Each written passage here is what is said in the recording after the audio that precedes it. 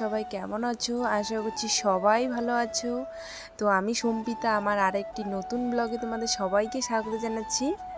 তো অনেক দিন থেকেই বড় ভিডিও আর কি আমার চ্যানেলে আপলোড করি না, তো ভাবছি যে আজকে একটা বড় ভিডিও হয়েই যাক। তো শুরু হয়ে গেলাম ক্যামেরা নিয়ে, ভিডিও অন করে শুরু হয়ে গেলাম। তো চলো শুরু করা যাক। তো তোমাদের সঙ্গে কথা বলতে বলতে কিন্তু আমার ঘর পরিষ্কার করা হয়ে গেছে। তো এইদিকে চলে আসছে হচ্ছে ঠাকুরদা। তো ঠাকুরদা দেখো, ঠাকুরদাকে অনেক বারণ করা সত্ত্বেও ঠাকুরদা কিন্তু এখনও ধূমপান করে। ঠাকুরদাকে অনেক বারণ করি তবুও ঠাকুরদা কিন্তু কথা মানে না। আর এইদিকে হচ্ছে মা হচ্ছে উঠার লেপছিল, কারণ আজকে আমি লেপি নেই, মাই হচ্ছে আজকে উঠার লেপছিল, কারণ আমার একটু সমস্যা ছিল, সেজন্যই আমি আজকে লেপতে পারিনি। তো ঠাকুরদের দিকে চলে গেল, তারপরে চলে আসলাম ঘরের দিকে। তো ঘরটা যেহেতু গোছানো কমপ্লিট হয়ে গেছে সেজন্য ঘরটা ঝাড় দিয়ে নিচ্ছি। তো ঝাড় দেওয়া কমপ্লিট করে চলে আসলাম হচ্ছে কলের পাড়ে এখানে। তো কয়েকটা বাসন আছে আর কি, ওইগুলোই আর কি মাজবো। তো আজকে কিন্তু হচ্ছে চৈত্র মাস, মানে চৈত্র সংক্রান্তি। তো আমাদের মধ্যে এটাকে কিন্তু ভাজা ভুজা বলে। তো সকাল থেকেই আর কি কাজ, যেহেতু আজকে সকাল থেকেই, তো মা ওদিকে টুকটাক মানে লেপা গোছা করছিল, আর আমি এদিকে হচ্ছে মাকে আগা দেওয়ার জন্য হচ্ছে বাসন টাসন যা কিছু আর কি টুকটাক আছে এগুলো আমি করছিলাম।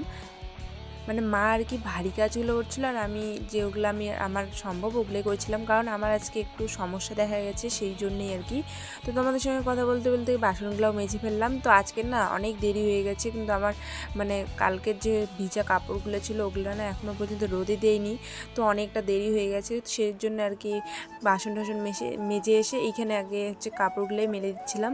তারপরে কাপড় মেলে দিয়ে চলে গেলাম হচ্ছে শাক তুলতে। তো এদিকে দেখো আজকে কিন্তু আমরা মানে অনেক ধরনের শাক একখানে করে খাই, মানে শাক মিশালি শাক বলে যাকে। তো শাক তুলে নিয়ে আসলাম, তো পরে দেখাচ্ছি কী কী শাক নিয়ে এসেছি। তো এইদিকে বাবাই দেখো কী কী নিয়ে এসেছে। তো এগুলো আজকে আমাদের হচ্ছে নিয়ম আছে, এগুলো আজকে আমরা বেঁধে দিব, মানে আমাদের যতগুলো ঘর যতগুলো ঠাকুর আছে সবখানে কিন্তু এগুলো বেঁধে দিতে লাগবে। তো বাবা ওটাই বানাচ্ছিল আর কি, অনেক কিছু মানে বেদ টেদ আরও কী কী, রসুন পেঁয়াজ, আজকে কিন্তু আমরা ঠাকুরকেও রসুন পেঁয়াজ দিব, তো ওগুলোই আর কি বেঁধে দিচ্ছিলো। তো বাবা সব ঘরেই আর কি বেঁধে দিচ্ছিলো। আর এইদিকে কিন্তু আমার সবজি কাটা কমপ্লিট হয়ে গেছে, সবজি কাটা ভিডিও করতে পারিনি। তো সবজি কাটা কমপ্লিট, অনেকগুলোই কিন্তু সবজি কেটেছি।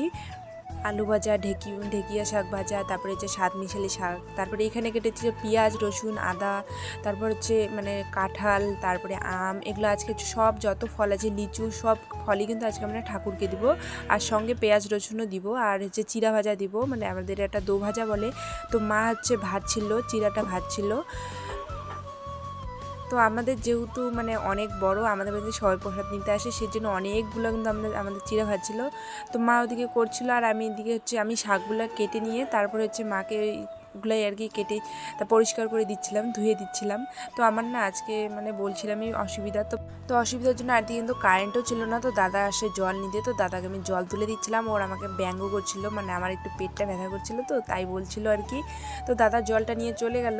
আর আজকে দেখো খুবই ভাগ্য খারাপ, মানে সকালে উঠে কল বানাতে লাগছে, কারণ হচ্ছে আমাদের কলটা বেশি একটু জল বের হয় না, যেহেতু আমরা কলটা বেশি চালাই না, তো আজকে চালাতে লাগছে। তো আমি মাকে কল দিয়ে আর কি সব সবজি ধুয়ে দিচ্ছিলাম।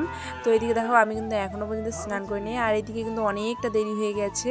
তারপরে সবজি কাটার পরে যেগুলো আর কি ছিল ওগুলো এখন তুলে নিচ্ছি, ওগুলো ফেলে দিতে লাগবে।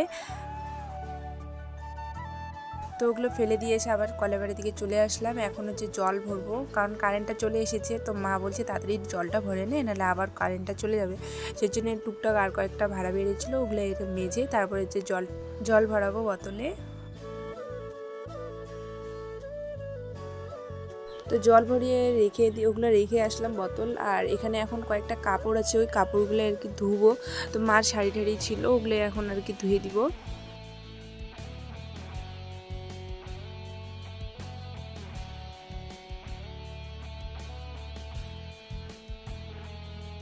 তো কাপড় ধুয়ে দিয়ে রোদে যেই কাপড়গুলো ছিল ওগুলোও শুকিয়ে গেছে। তো ওগুলো এখন হচ্ছে ঘরে ঢুকে রেখে তারপরে হচ্ছে যেগুলো ভিজা কাপড় ছিল ওগুলো রোদে দিয়ে দিলাম।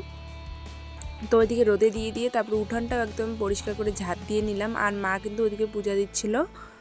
তো আজকে আমি পূজা দিব না, মাই পূজা দিবে। তো মাই পূজা দিচ্ছিল, মা ওদিকে সব রেডি করে পূজা দিচ্ছিল, আমি পূজা দিচ্ছিলাম না, কারণ আমার শারীরিক একটু প্রবলেম আছে, সেজন্য আমি দিচ্ছিলাম না আর কি পূজা। মাই আজকে পূজা দিবে।